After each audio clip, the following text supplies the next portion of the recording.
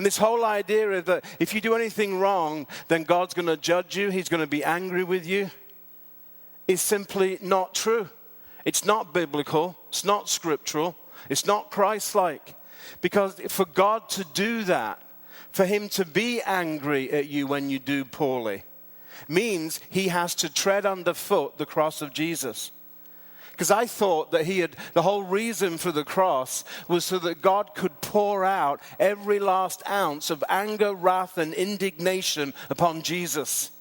And Jesus offered himself up as a sacrificial lamb for all of us. So he could turn away the wrath of God. He could turn away the judgment of God. He could turn away the punishment that comes from a life that's not committed to God.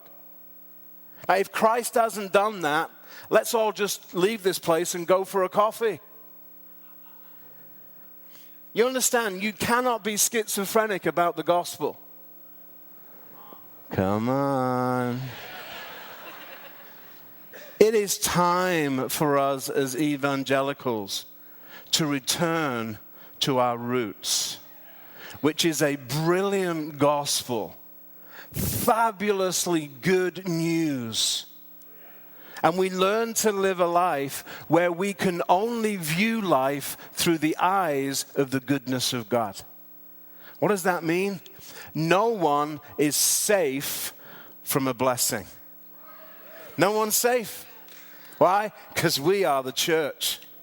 No one's safe. Not even your enemies. It's open season on your enemies with the love of God. Yahoo! No one's safe. It doesn't matter what they do or what they are. No one's safe from the blessing of God. No one ever got saved by being judged. I thought the whole purpose, one of them, for us in the world, is to lead everyone to Christ. How can you do that when you're judging them? How can you do that when you're saying to them, because you're doing that, you're going to go to hell? Hell is a consequence. There is no authority upon us to pronounce the ultimate destination of any other human being. That puts us on the wrong side of God. You can't say to somebody, because you're doing that, because you've done that, you're going to go to hell. Because you don't know what the grace of God's going to show up in their life. Come on, get a grip on yourself. We have to stop being schizophrenic about the gospel. That God loves you, but he's going to beat the living daylights out of you. What is that? Would you want to sit next to that person when you don't know? The whole image that we're giving off is that God is moody. And you never quite know what you're going to get. So you can't really relax. What the heck is that about? That is a rank, bad gospel.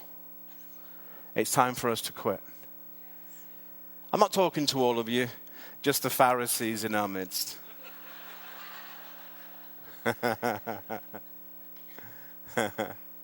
know what our role is in the earth? Is to demonstrate what God is really like. He is love. He is goodness. It's his goodness and his kindness that has so touched our lives and turned us into different people. And I am still pursuing, I'm still finding out about the kindness of God. I've been on this journey into the kindness of God for years. I love who God is. I love what he's like. I love his laughter. I love the fact that he is the most joyful person I've ever met. And you know with God that every time he speaks to you, you end up smiling. What is that about? Even when he rebukes you on something, he still has a way of making you feel good about yourself. And some days it's like, I think you just rebuked me. But why am I smiling? And he just grins at you and says, that's just John 15:11. This reason I've spoken to you, so that my joy might be in you.